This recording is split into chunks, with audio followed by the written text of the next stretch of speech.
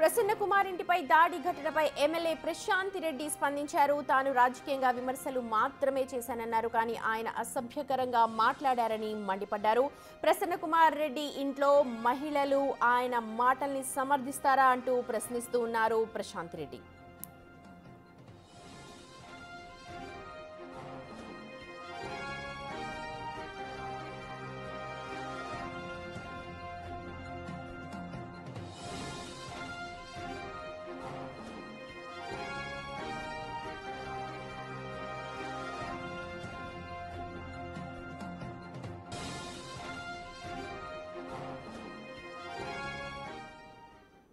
Ride ఘటనకు సంబంధించిన పూర్తి వివరాలు మా ప్రతినిధి సురేందర్ అందిస్తారు.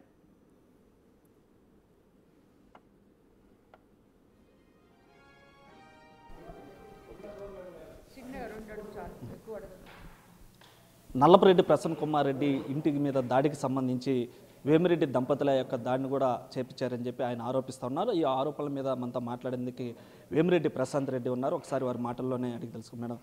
నిన్న జరిగినటువంటి దాడికి వేమిరెడ్డి దంపతులే కారణం అని చెప్పి కూడా వారు ఆరోపిస్తూ ఉన్నారు. ఏమంటారు?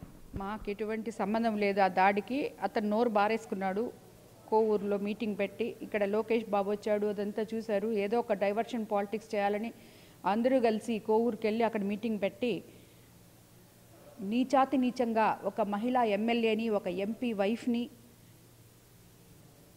చెల్లెలు వరస అయ్యే నన్ను అతను మాట్లాడిన మాటలకి మహిళా కార్యకర్తలు కడుపు మండి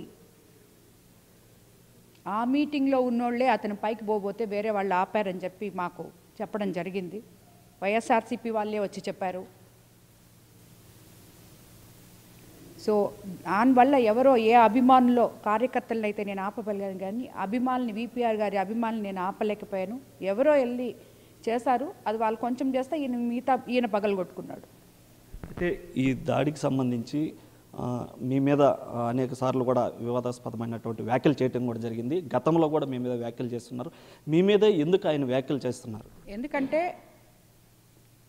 అది వరకు అతను ఓడిపోతాడని చెప్పి ఎలక్షన్ క్యాంపెయిన్ అప్పుడు వ్యాఖ్యలు చేశాడు. ఇప్పుడు నేను గెలిచిన తర్వాత సంవత్సరం రోజుల్లో కోవూరులో నేను ప్రజల్లో అభివృద్ధి చూసి నాతో ప్రజలుండి అక్కడున్న వైఎస్ఆర్సీపీ మొత్తం ఖాళీ అయిపోయి నా దగ్గరకు వచ్చినందువల్ల అదంతా అతను తట్టుకోలేని ఫ్రస్ట్రేషన్. అయితే ఈ దాడిలో మొత్తం కూడా ఈ విమర్శకి ప్రతి విమర్శ చేయాలి, కానీ ఇలా దాడులు చేయడం కరెక్ట్ కాదు అని చెప్పి ఆయన మాట్లాడుతూ ఉన్నారు. అదేవిధంగా మీరు మాట్లాడిన తర్వాతే నేను మాట్లాడని చెప్పి కూడా ఆయన అంటూ ఉన్నారు.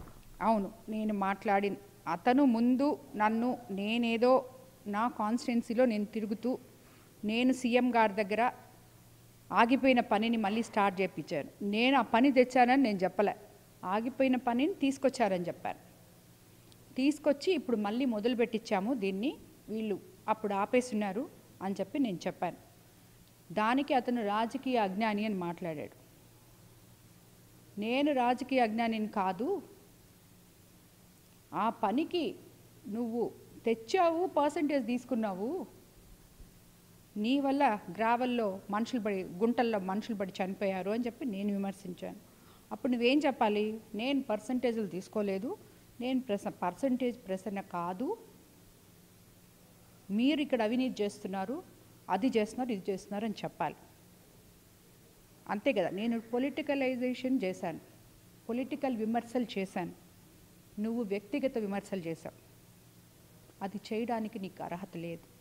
అది ఈ దాడికి దీనికి మీకు ఎలాంటి సంబంధం లేదండి? ఎలాంటి సంబంధం లేదు. ఎవరో ఇతను మాట్లాడిన నీచమైన మాటలకి అభిమానులు ఎవరో చేశారు. ఇది తప్పే. ఆ తప్పుని నేనైతే ఖండిస్తున్నాను. మా వాళ్ళకి కూడా నేను చెప్పాను, నాకు తెలియదు ఎవరు చేస్తారో కూడా ఇప్పటి వరకు కూడా.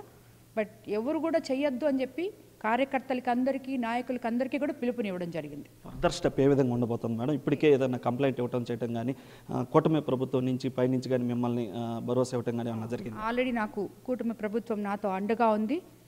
నేను కోవూరు పోలీస్ స్టేషన్లో మహిళలందరూ కంప్లైంట్ చేస్తున్నారు. నేను కూడా ఇప్పుడు ఎస్పీ గారి దగ్గరికి వెళ్ళి కంప్లైంట్ చేయబోతున్నాను.